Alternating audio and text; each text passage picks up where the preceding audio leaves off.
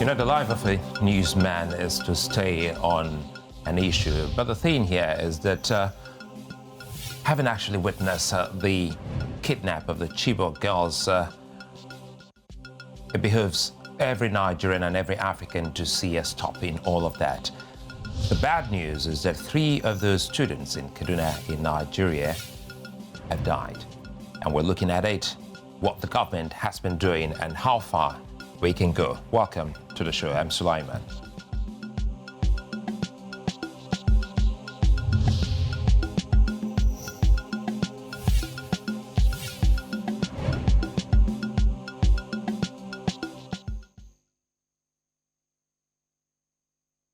Well, it breaks our heart and it breaks everyone's heart. Nigeria has become a hotspot for kidnapping with yet another abduction in Benue State. It now holds the unpalatable position of being home to Africa's biggest kidnap for ransom industry. Now, thousands of families have been left in eternal dejection with their children, sometimes breadwinners, kidnapped and never be seen again. They call it banditry, a glowing name for the absurdity committed by local militias. Now, their evil has eaten deep and festers in Nigeria, a country with 33% unemployment rate and a 4-year high inflation rate.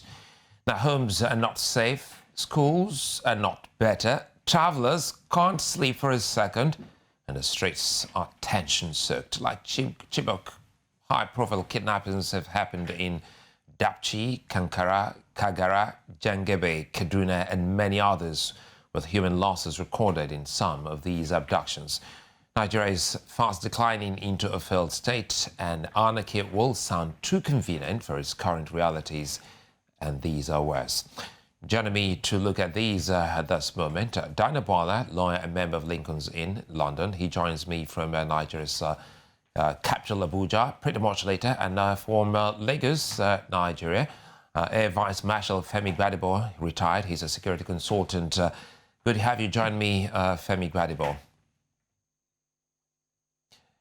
You know, many years ago, it looks like deja vu, but sitting there, you know, like a decade ago and seeing that so many other things were happening, you know, they crept into Nigeria, but now it will seem as if it's been like the order of the day.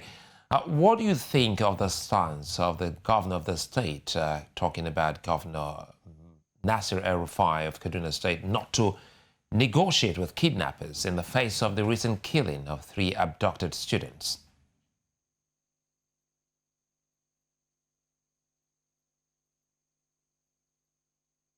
I don't know. I can't hear you, but it would seem as if we're having some glitch there. Sorry. Okay, I can hear you at last now. Yes, I got it back. Thank you. I think it's the right thing to do. But unfortunately, we're hearing a cacophony of voices from our governors. There has to be a unison from those in authority, from the presidency down to the governors. And we cannot have a situation where some governors are actively negotiating and romancing these bandits, if you want to call them that, but they're more notorious now, because what they're doing is they're terrorizing the whole community. Schools are being shut down. People are afraid to travel by road. Entire communities have been vacated by Nigerians because you don't know when next or from what direction the next wave will come from. But you see, no matter what Governor El-Rufai says, or in fact, what he's saying is enough to anger those who have just children in Kaduna to say, who are you? If your colleagues in Zamfara and Katsina and so on have been directly or indirectly paying ransom, who are you to say you're not going to pay ransom? And I'm afraid that something more serious has to be done. In fact, the language coming from the presidency that is refusing to call these people by their names, which are bandits, also shows that something is not right about where we're going. You hear from one minister saying that until they are caught and proven to have been, maybe in a lot of court, to have been responsible for these waves of banditry, we cannot shoot them. And there's some saying that, okay, with some of them, after having abducted people, killed scores of people, look at in Maiduguri, vacating numerous villages, then they lay down their arms, and you now say that you're granting them amnesty. You give them some orientation for a few months with nobody knowing exactly what you've done with them, and you say they've been deradicalized. It is from government, the language is confusing. Let me quickly. I'll come back to you, Femi. Let me quickly bring in Daniel. Daniel, good to see you. Thanks for joining us. I recall before we get in there, I recall you had made a very audacious, comment, Daniel, saying that any state, because pretty much in Nigeria, the case of kidnapping is a state offense, and you did say any state governor who can't secure his state, you wanted a situation whereby President Muhammad Buhari should declare a state of emergency on that state. Do you still stand by that? Yes, I hold the same view and opinion, because I believe strongly that some of the states where these bandits have found freedom in operation, with the exception of Kaduna, are states where the governor had indicated, or rather has shown some degree of, do I say now, sympathy or compromise with the bandits. In other words, you have expressed or displayed a sense of hopelessness. So they already know that you are not up for them. And that's why I feel that, because at the time I made this statement, quite frankly, it was because the governor of Zamfara at the time said, no matter what happens, he's going to negotiate with the people where necessary, because he couldn't afford to see people held in captivity in the hands of bandits. But the cultural distinction, if you look at Kaduna, for example, the governor is ruthless in his stance against the bandits. Now, although they have persisted, it is like a war of words. They want to test his resolve. But if you look, you cannot look at these two states in isolation, because now it has become a national issue. And I believe that this is staring the nation right to its face, not because the nation is not serious, but because we are not backing up what we say with strategic approach to it. If you have seen the totality of what is happening in the country, especially people who come from the intelligence community, they will tell you that we have a serious problem in the area of intelligence gathering. Back in the days, when before incidents like that would happen, you will see some information, classified or declassified information circulated, that the Secret Service organization of the government have unfolded or discovered the plan of so-so and so-so group on so-so day at so-so location. And then they will say people should be wary of them, or people should stay away from there, or that the government is taking decisive steps. But lately, we don't see that. What we see is a reaction from law enforcement after the fact. And then with what happened in Zamfara, when we got information from the National Security Advisor that traditional leaders, even so one soldier and one police, and then some leaders and businessmen in the community were behind this banditry and kidnapping, then that is obviously exposing the weakness of intelligence, because otherwise we would have known by now who is cahooting or collaborating or conspiring with these bandits. They started with private citizens. They went to taking up school students. Now they've graduated. Early in the morning today, or was it yesterday, they went into the church. And very shortly, we might find a situation where you will hear that bandits and kidnappers have kidnapped a sitting governor in a country in Nigeria. Quite frankly, the way we are going, if we don't take decisive steps, you heard what the governor of Niger said early today, that the Boko Haram are now in Niger, and Niger is just 2 hours away from Abuja, to say that not even Abuja is safe. They've hoisted their flag in some communities in Niger. What are we doing? What is the role of national intelligence agencies in the country? You see the activities in Chad. And with the death of the president of Chad, and you have this warring faction between the insurgents and that government, if the country of Nigeria is not serious, we're in for a deeper mess. And that is let me bring in. Sorry to cut you there. Don't lose your train of thought. Let me quickly bring in Femi here because being an expert, because you raise quite a very big point, Daniel. Femi, you know the current president was a loud critic of the past government in the area of security.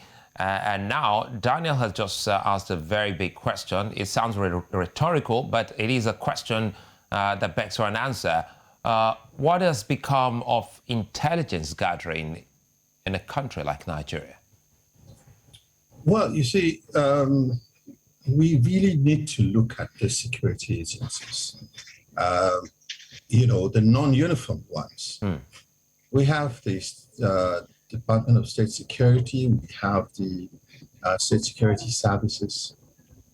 They seem to operate in the state capitals, and they seem to go after government perceived enemies, if I can use that word.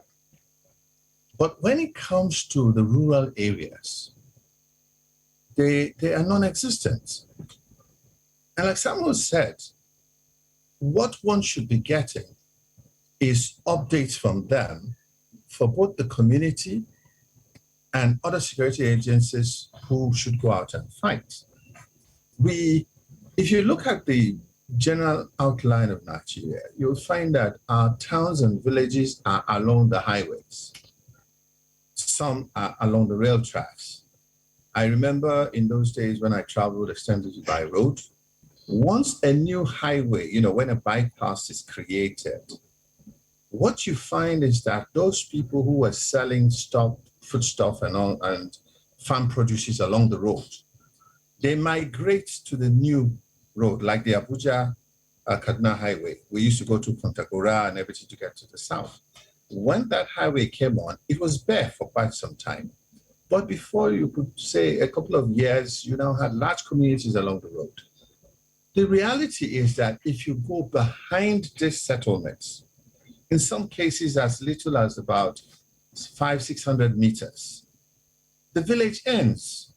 Yes, they might have some farmlands, but that means that for as much as maybe another 50 or 100 kilometers, there are really no settlements.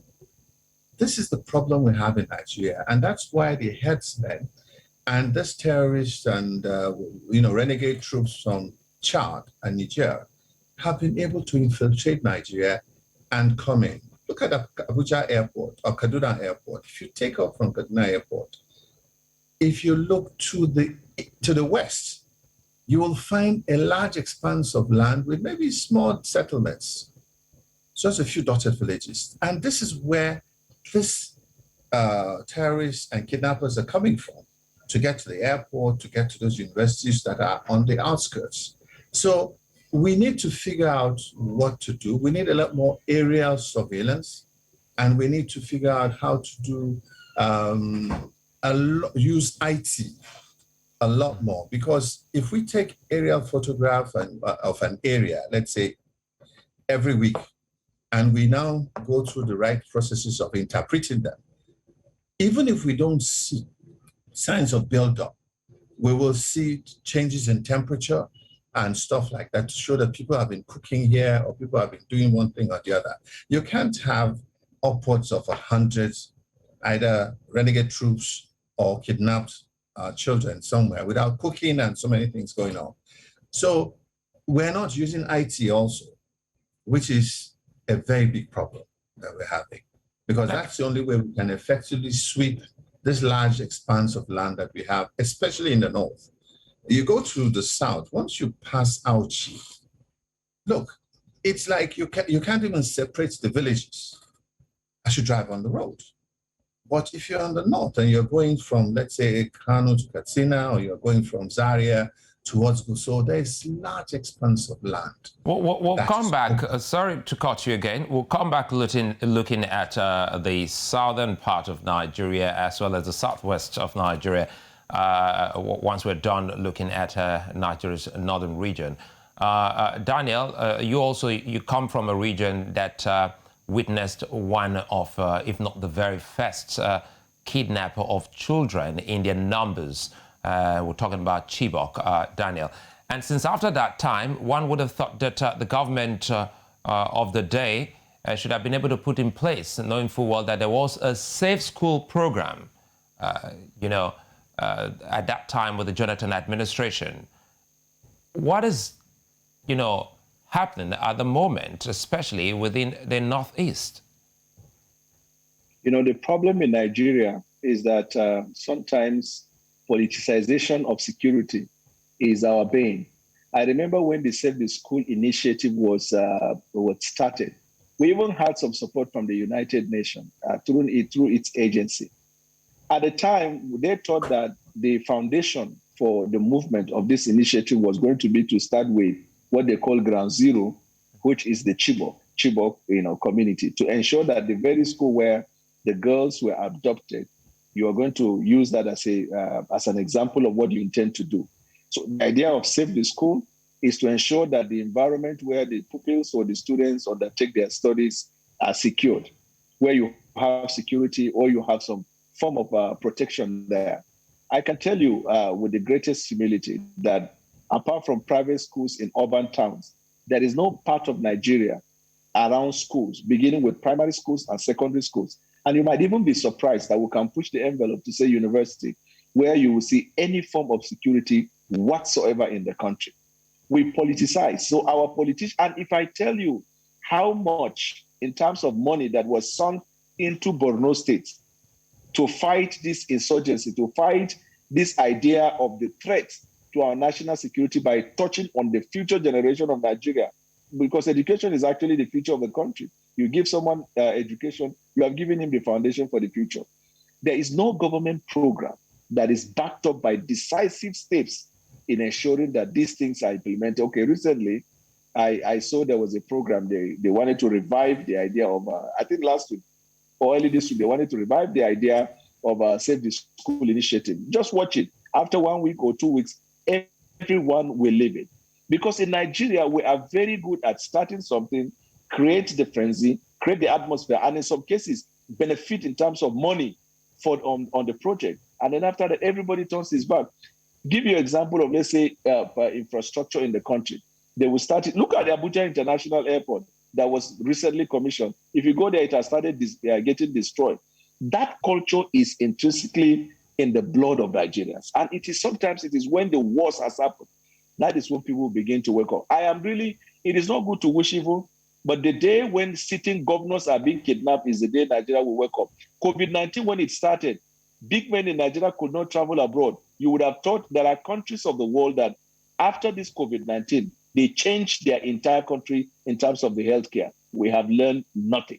It is very sad. The critical institution of government is going down by the day.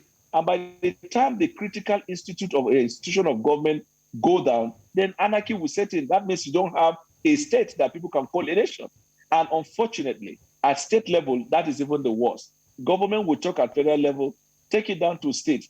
Can you point at a particular state in the country now that in terms of Save the School, we will say they have started implementing the ideas that were brought when the Safe School initiative was started? Or can you talk about security despite the constant and consistent kidnapping, banditry? And look at the institution of police. Imagine in Imo, a state command of the Nigerian police was invaded by few people and they cut it away with everything. Where are the police? Where are the armies? Where are the arms? Where are the resistance? Now, lately, you're seeing in southern Borno, despite $1 billion, this armory, this type of equipment, this type of fighting weapons, you see that every day is like we take a step one further and two backward, one further and two backward. This is where we are. It is very strange and sad. Well, we'll stretch it because I'll come back to, especially now you mentioned Southern Borno, where the senator, who is also the chairman, Senate Committee on the Army, has been speaking on the security matter. I'll come back to you, Daniel, on that. Let me come now to Femi. Looking at what we have highlighted with Daniel, talking about schools, it's worrisome to think that most of our schools, as he mentioned, don't have the slightest, of what you can call security At best, you just have people manning the gate as gate men to open and shut such gates. How can we start, getting schools, especially those owned by government and even private people, to start putting in place proper security measures that can actually push back these troublemakers from coming to pluck children from their sleep? I think we have to stop playing games. Like Daniel said, our political leaders are all thinking of the next election. And so every time you give them an opportunity to speak about a problem, they see an opportunity to make some money. So I remember in those days when we had some military administrators, even when government said they shouldn't spend money, they visit a community and they see a bridge that is bad. The next thing they say, we are going to fix that bridge for you. And most of the time, it's just turned to an opportunity to spend money, because what is put there is not a lasting structure. And this culture has gone into the whole system. If you look at it, those who became governors after the military, all of them were mostly either commissioner for finance in the last administration. So they built up the stash. Maybe the governors, military administrators also helped build them into who they became. These people have now become, I don't know if you call them monsters. When they talk, they don't even seem to understand that their role is to take care of the common man within their space. They focus on, first of all, building a massive government house. They go to their village, they build a replica for themselves. They go to Abuja, they build a fantastic structure. And so every opportunity they're in Abuja, and what do? They have meetings. Governors' meetings meet to strangulate the federal government. Federal government makes a little money, they're in Abuja, and it's like, you must share it to us. And they somehow manage to force government to share the money. Many of them got bailouts when the Buhari administration started. We're yet to see what they did with the bailouts. And they're still going back. They still can't pay salaries, they can't pay pensions, but come and see the lifestyles of the governors and those who are close to them. It's unbelievable. So these schools we're talking about, I mean, apart from private schools, like Daniel said, there is no school now in Nigeria that is what it was worth, let's say, 20 years ago. Look at the school in Niger State. Look at some of the schools in Kaduna and everywhere. The structures, you look at them and say, is this a school? Do they have water within this compound? Do they have even mosquito netting to keep the children from, the mosquitoes at night and so on? Talk of security. If they have security, they have one or two men, like Daniel said, at the gate who open up for you. This is where the problem is. Most schools now depend on Parent-Teachers Association to raise funds and to help fund a lot of things there. There's a school, that I wouldn't mention my wife, alma mater. They had, I think, their 60th anniversary recently. And when they went there, they were totally upset because they had raised money to renovate the school and so on. And the principal, from what they saw, had just cornered the money. So coming to the average government worker, we have reached a dangerous state where the guy in the ministry who is carrying your file expects you to give him something. Not that he expects, he demands. Sometimes they even hide the file because you seem to be smart. The guy who gets into the police, road safety, immigration, customs, all of them, the day you give them uniform, they're now employed, they're earning a salary, but they now see the salary as a tool with which to exploit the average Nigerian. Some of the states now, instead of providing for the citizens, are busy brainstorming. I think they have some consultants who are giving them ideas on how to charge the citizens. So every day there's a new tax. Every day there's a new, something that will get money out of your pocket. light is not being provided, water is not being provided anymore. Even in Abuja, once you go a little bit out of the central area, I mean, there are large communities that are not being served. So how do you expect loyalty from these people? And that means one of the things you're saying, sorry to cut you there, one of the things you're saying, Femi, is that corruption is also a cause of the problem we're trying to deal with at the moment. Absolutely. Because you cannot even guarantee that the amount said to have been paid for ransom is the exact amount that in fact, that brings me to Daniel. I've had conversation with Daniel on air, and Daniel questioned the rationale behind the ransom money. He is of the opinion that number one, you don't know the exact amount that has been given because the recipient is faceless and the recipient can't actually come forward. So I want Daniel to speak more on that because he was alluding to the fact that that could also be another avenue of siphoning money. But I also want you, Daniel, to react to the senator in your state, Borno South, Ali Ndume, who said two things. That the government is too quick to grant amnesty or forgive some of these people called repentant bandits or terrorists. And he's also of the opinion that the money allocated or budgeted for the army is insufficient. I want you to weigh in on this and see if it doesn't make sense. Yeah, I agree with his first point, but disagree with the second, or rather agree with the second, but with qualification. But let me start with the one that I agree with 100%. It is the government. You see, that's where politics, as I say, we say the politicization of security, where you want to score cheap points. So you want to give the impression that you are able to get a lot of them de-radicalized and that you are running a program to get them to be integrated into the society. But in actual fact, evidence has shown the otherwise. Because when they came up with this program of what they call rehabilitation program for Boko Haram repentance, they started giving them schools, education, better life than the life of people who obeyed the law of the land and were displaced from those communities.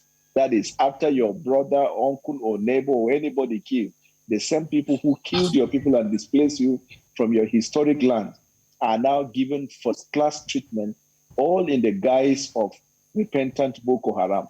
We have found over time that these same individuals, when they come back, they go back into the community. In other words, they just come in the name of, they've repented, some of them, gather intelligence, and then take it back to their people there. So that kind of program, I never subscribed to it in the first place, because what they should be grateful to God about is that they are not being prosecuted and killed in the same way they kill people. And the procedure for integrating them into the society should be that which is gradual, so that evidence of repentance, you see, you bring the fruits of repentance. But when the government came up with that program, I felt they wanted to score a cheap point. The other part that I disagree with the senator when he talked about they need more money and more money is not given to them. Well, I agree. There is never a money that will be enough in fighting insecurity anywhere in the world. But the ones that have been given, have we seen accountability? When the service chiefs were assigned, one would have thought the same energy with which they established a commission, or rather a body committee to investigate Dasuki Gate. We thought that they were going to apply the same principle in investigating the multiple amount of money that was lost. Sometimes you see videos on social media, how the soldiers in the field will be complaining of lack of weapons. But we know that, let's say, for example, $1 billion was voted. Not all of the equipment have come, but sometimes when few come, they brandish them on social media to say the Nigerian army has acquired this, has acquired that, but don't see commensurate impact. Now, I have my greatest respect for the soldiers. My father was a soldier. He fought in the Civil War. And with the military, you learn what they call discipline. But the ones in the hems, in the hierarchy of the military, have they been able to account for that which has been released so far for this fight against insurgency? If you want to do assessment, what would you talk about Borno to say whether we have achieved or we have not achieved? Because we reclaim our field and now they are taking back our land. talk about issue of intelligence. When you raise this issue that bandits sometimes they are being used by businessmen, when they started with family people, if they catch a family person, they will probably end up getting 1 million or 5 million. And then they came up with the idea of getting students, because if they abduct students, it is no longer a national issue, it becomes a global issue. Because if the state does not respond, then the global community will react. And for the state to respond, they will be calling 400, 500 million. No evidence to show when they were negotiating or when they are giving the money. So later, we start getting intelligence. In fact, the NSA even said it, that some community leaders, some businessmen, some traditional heads, and even some security forces were involved in this arrangement, where these individuals who abduct the girls ended up getting just 20,000, 50,000, 100,000. So the 200, 300, and 400 million, where did it go?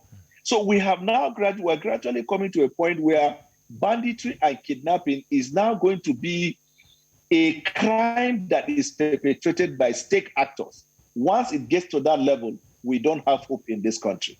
Once we get to that level, let's take a moment. Sorry again to butt in there. Let's take a moment. When we come back, I want both of you to weigh in on two key things.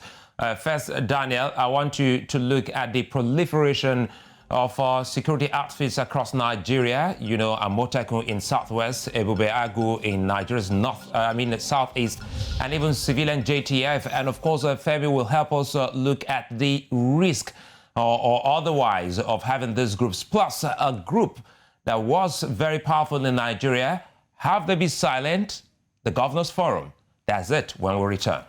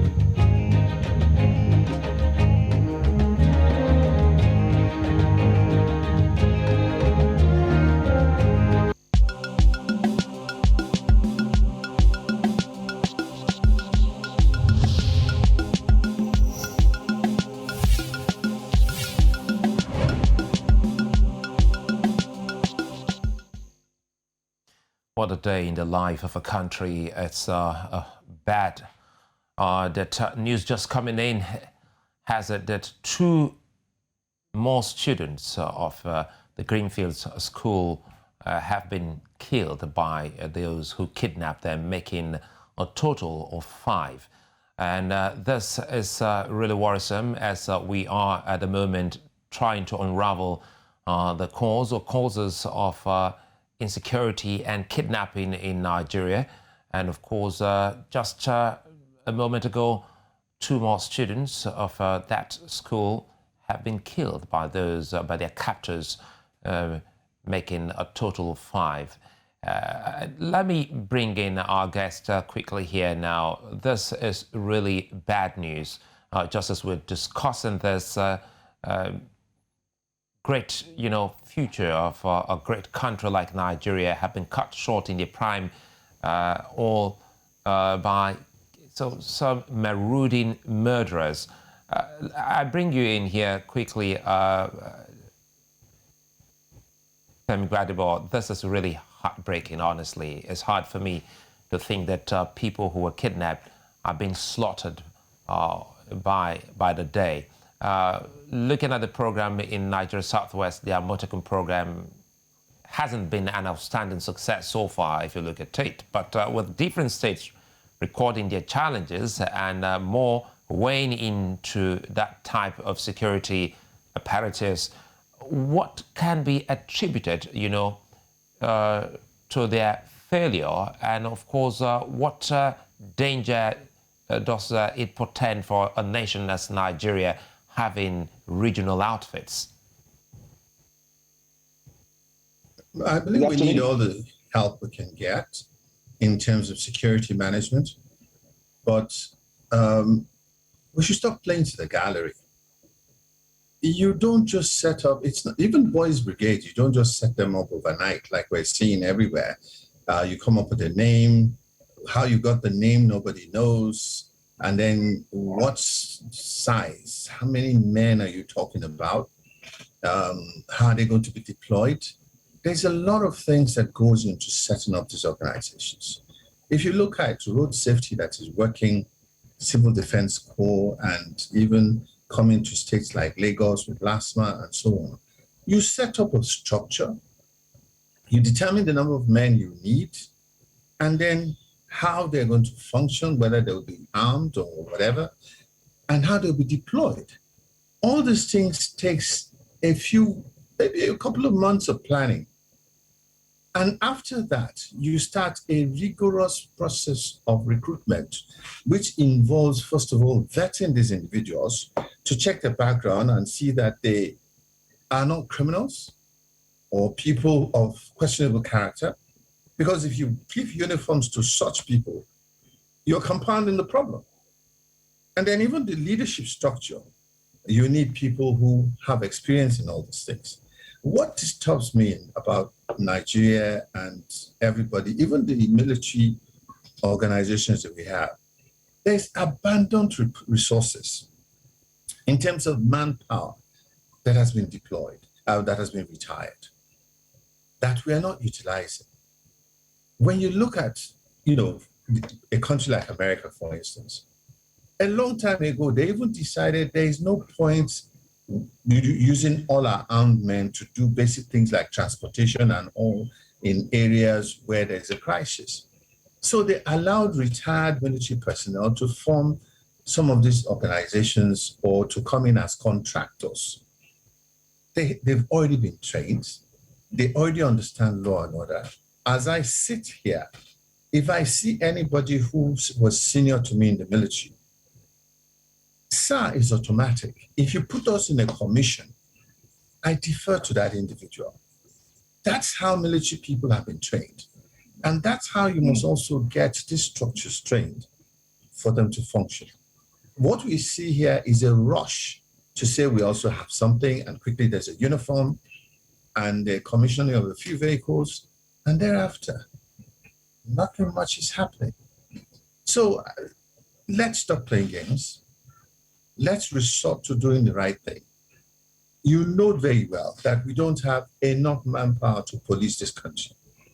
We don't even have enough manpower to defend to assist the police as far as the military is concerned. Today, somebody is saying, move a large force to Lake Chad. You want them to work in Benin. You want them to work in Taraba. It's like, how many armed men do you really have? What are the resources at your disposal? So we must also sit down and strategically look at it Our troops went to Liberia. They did a fantastic job, got commendation even from the Americans and Europeans. All these men are still there. Why is the Air Force not bringing them in? We've gone to Lebanon, we've gone to all kinds of crisis areas in the world. Our men have done well. Many are retired. Why are we not bringing them in, not to fight, but to come and help restructure and reorganize these things? With due respect, there's nobody in a position of authority in Nigeria now who fought in the Nigerian Civil War. But we have survivors. We have people who retired and who are still, you see, knowledge is not wasted. I read just a few days ago about how your vision man can go and so many other things. But when you're talking to people, especially those who are younger than you see way beyond what they're telling you. I don't want to use words, now, but the truth is that you don't listen for long before you know that, look, the guy is just trying to scam you or something. So we must get the structures right. Listening to you, you said something about knowledge, and it is very instructive because, Daniel, at the moment, the United States listed Nigeria recently on its level 3 reconsidered travel, which simply means Nigeria is more dangerous than ever. And talking about knowledge, Daniel, I want you to weigh in on a group. Call it unconstitutional, but it was a very powerful group that saw Nigeria, being directed on a path, to greatness. It was the Governors Forum. From 1999, it was a very powerful, group of politicians, call them, leaders in their own rights and states. In the absence of word coming from the president or the presidency in Nigeria at the moment, what has become of that, group, the Governors Forum, knowing full well that almost every case of kidnapping that everyone has witnessed is happening in the States, not even in Abuja? Now, let me tell you why I think that the Governors Forum are a group of governors with the greatest respect to them who are not serious about national security or even state security. When a governor is preparing for an election for which he's participating, nobody will tell you the kind of security arrangement the governor will do. They become like terrorists in the society. They know how to coordinate security to protect or even to steal ballot boxes. They know how to terrorize people. That is, they know how to execute election to a point of success on their own part. But when it comes to the security of the state, whether schools in the state, the security of residents in the state, or the welfare of the citizens of the state, the governors try to portray this picture of hopelessness. Sometimes they even Daniel, I want you to weigh this in, put this into perspective. Keep in mind that at the inception of this democracy, it's almost 22 years now, there was this camaraderie amongst the governors, irrespective of political affiliation. So what's changed now? Right. There is a leadership problem. Now, in 1999, it was a fresh experiment. We had suffered the military rule. We felt like there was violation of human rights. But you see, one of the respects you must give to the military is that apart from the armed forces, the military, there is no part of Nigerian national life where you will see discipline as you will see in the military. So when we came in, we found oil, we found freedom, we found everything. The governors at the beginning were united, just as you said, and they had a common purpose. In fact, they were competing among themselves in type of deliverables of democracy to the people. But you see, over time, corruption setting in, value in governance going down, they are beginning to also amass wealth to themselves, beginning to gather more power to themselves, and power corrupts. Absolute power corrupts, absolutely. A classical case of what I'm saying that I feel indict the governors is the recent agitation by the governors not to comply with the provision of the Constitution regarding autonomy of their own legislature and judiciary within their states. You would have thought that if it were the governors of 1999, that would be the first thing they will do to ensure that they not only secure autonomy from the federal government, but ensure that they grant this other two branches of government in their state the autonomy. But the governor is the one that determines who's going to be a local government chairman, who is going to be a House of Assembly member in the state, who is going to be a commissioner, who is going to be an MD of any ministry, department, or agency of the state. Then he will determine who becomes House of Rep member, who becomes a senator, who becomes a minister to the president, who becomes ambassador to the president, who becomes MD, Director General to the president.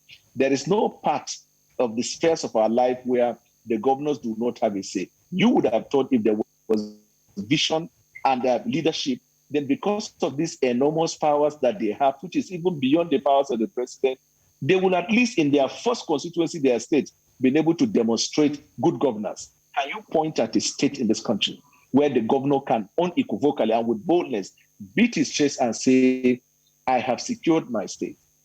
So even the narrative that, for example, I'm a consultant in the Constitution Review Committee. We've been having, in the past 2 months, we've been having serious meetings, preparing this idea of state police and some of other reforms in the Constitution.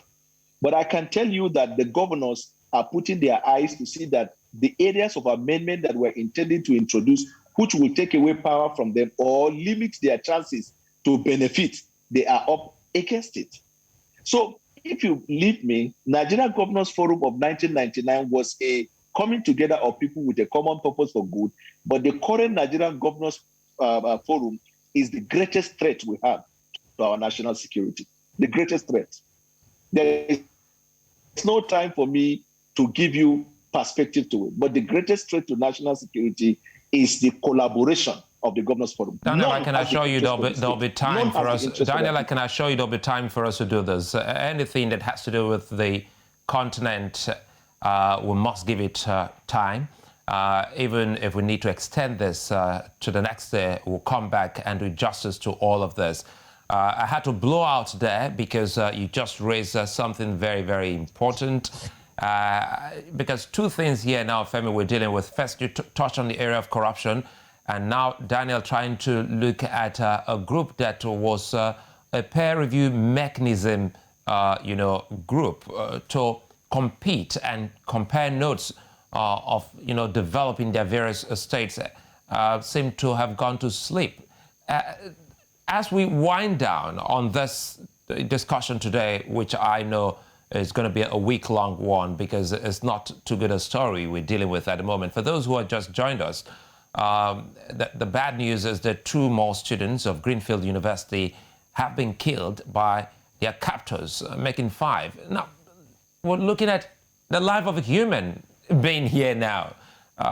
What's the worth of a Nigerian life? I really want to ask that. Take away your military cap and speak as an African father, Femi Gbadebo. What's the life?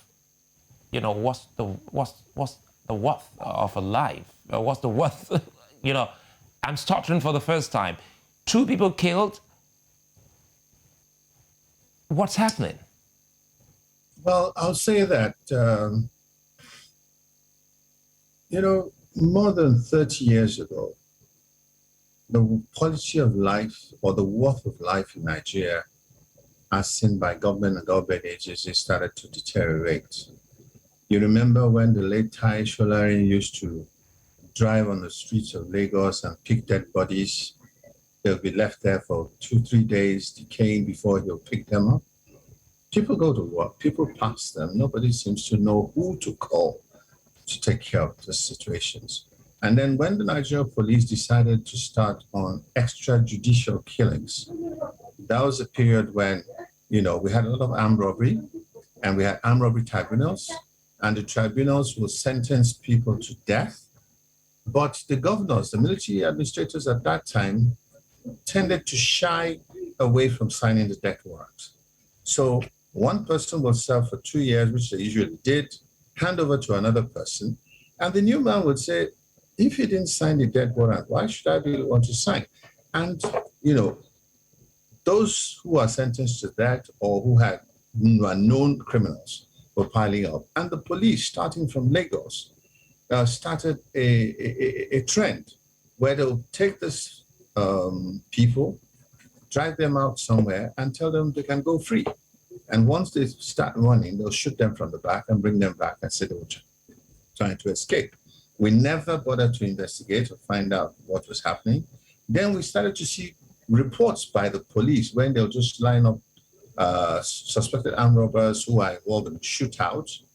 You'd have a shootout and they'll kill X number of them. The way they'll even display the bodies on the floor, no mats, nothing, on television. And children were seeing that.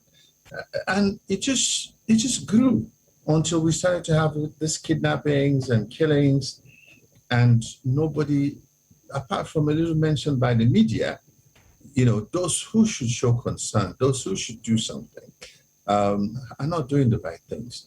You see, when you deal with kidnapping, it's not all about, not everybody can go and negotiate. Nobody, you see, some people can't even face a terrorist who's armed and say they're negotiating. What happens abroad is that you find that there are people who are trained, psychologists and so on, who are gifted at negotiating.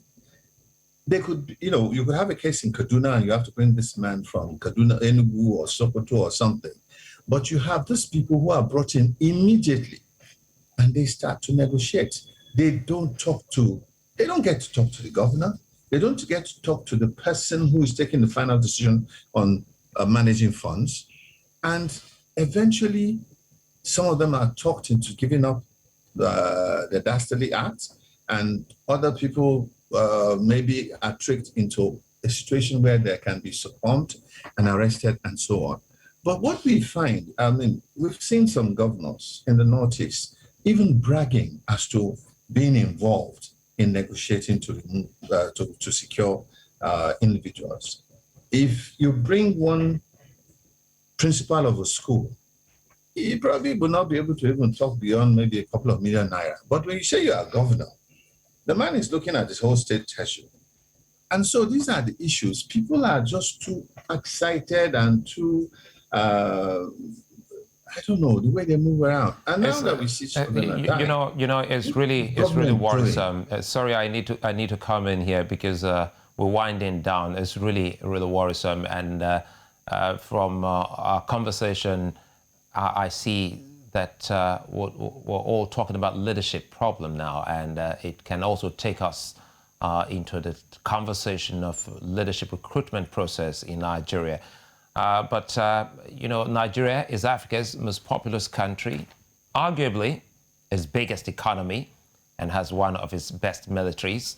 But the country is one of Africa's most troubled countries, with varying degrees and kinds of insecurity challenges. It's high time we moved forward, and hopefully it begins from here. I'd like to say thank you very much for being such nice company, Femi Gbadebo, Air Vice Marshal Femi Gbadebo, retired, and of course, Daniel Bwala, legal practitioner and member of the Lincoln in London, for finding time to join us. We hopefully will keep this conversation going, and I'll be excited more if you have time for this national discourse for the country Nigeria and the continent to join us. And for you, my viewer, join us tomorrow again as we continue our look at security challenges in Nigeria. I'm Sulaiman. See you again.